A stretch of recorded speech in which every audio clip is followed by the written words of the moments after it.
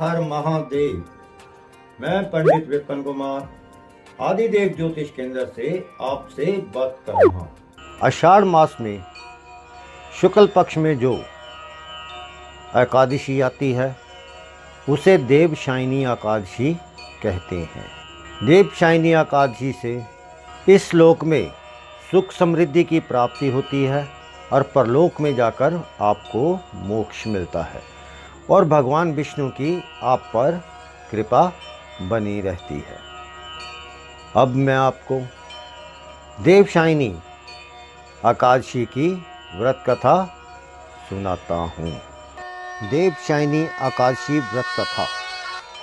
सतयुग में सूर्यवंश में मंदता नाम का एक चक्रवर्ती राजा रहता था। यह सत्यवादी और महान प्रतापी था। अपनी प्रजा का पुत्र की तरह पालन करता था। उसके राज्य में प्रजा धन धान्य से भरपूर और सुखी थी। प्रजा धर्मपरायण एवं शांति से रहती थी।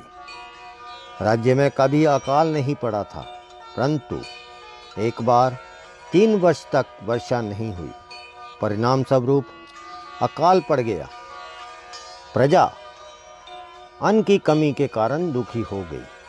अन्न न होने से यज्ञ आदि भी नहीं हो पाए। दुखित पीड़ित प्रजा राजा के पास पहुंची। प्रजा ने राजन से कहा कि हे राजन, सारे संसार की समृद्धि का आधार अन्न है जो वर्षा से प्राप्त होता है। वर्षा के ना होने के राज्य में अकाल पड़ा है। सारी प्रजा त्राही त्राही पुकार रही है। इसलिए आप कृपा करके कोई ऐसा उपाय कीजिए जिससे हमारा कष्ट दूर हो जाए। राजा कहने लगे कि मैं कुछ प्रयत्न अवश्य करूंगा। इतना कहकर राजा कुछ सेना के साथ लेकर वन की ओर चल दिए। वह विभिन्न आश्रमों में भ्रमण करते हुए ब्रह्मजग के पुत्र के आश्रम में पहुंचे। राजा ने घोड़े से उतरकर ऋषि को प्रणाम किया। मुनि ने राजा को आशीर्वाद देकर कुशल क्षेम पूछकर राजा से आश्रम में आने का कारण पूछा। राजा ने हाथ जोड़कर विनय भाव से कहा कि हे भगवान, सब प्रकार से धर्म का पालन करने पर भी मेरे राज्य में अकाल पड़ा है। इससे प्रजा अत्यंत दुखी है। राजा के पापों के प्रभाव से ही प्रजा को कष्ट मिलता है, ऐसा शास्त्रों में लिखा है। अब मैं धर्मानुसार राज्य करता हूँ, तो मेरे राज्य में अकाल क्यों पड़ा, इसका कारण मुझे ज्ञात नहीं होगा। कृपया मुझे अकाल का कारण बताएं, मेरा संदेह दूर करें, साथ ही प्रजा के कष्टों को दूर करने का कोई उपाय भी बतलाएं।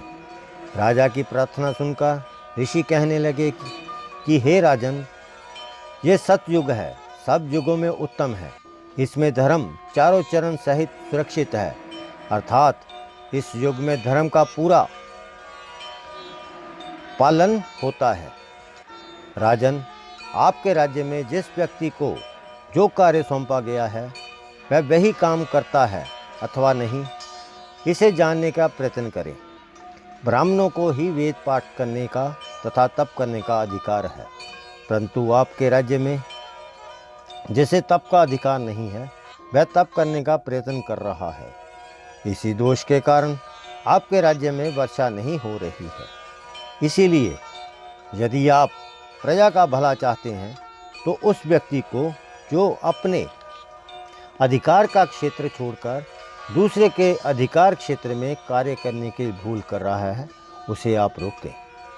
इस पर राजा कहने लगे, महाराज, मैं अपनी प्रजा के लोगों को अपना धर्म पालन की सलाह अवश्य दूंगा, परंतु मैं उसको तप करने से कैसे रोक सकता हूँ कि महत्वाकांक्षी को अपनी उन्नति करने का कोई अधिकार नहीं है, मैं उसको कैसे रोकूं? यदि इसके अतिरिक्त भी कोई उपाय हो तो कृपया आप मुझे बताइए। ऋषि कहने लगे, हे राजन, यदि तुम अन्य उपाय जानना चाहते हो तो सुनो। आषाढ़ मास की शुक्ल पक्ष में देवशायनी एकादशी का विधि पूर्वक व्रत करो। व्रत के प्रभाव से तुम्हारे राज्य में वर्षा होगी और प्रजा सुखी होगी। देवशायनी एकादशी का व्रत सब सिद्धियों को देने वाला है तथा समस्त उपद्रवों का नाश करने वाला है। इस एकादशी का व्रत तुम और प्रजा सहित करो। मुनि के इस वचन को सुनकर राजा अपने नगर में आया। उसने विधि पूर्वक देवशायनी एकादशी का व्रत किया। उस व्रत के प्रभाव से वर्षा हुई, वह प्रजा सुखी हो गई। देवशायनी एकादशी का व्रत इस लोक में संपन्नता, भोग और परलोक में मोक्ष देने वाला है। आशा करता हूँ आपको मेरा वीडियो पसंद आया होगा। यदि आपको मेरा वीडियो पसंद आया लाइक और शेयर करें, मेरे चैनल को सब्सक्राइब करें। हर हर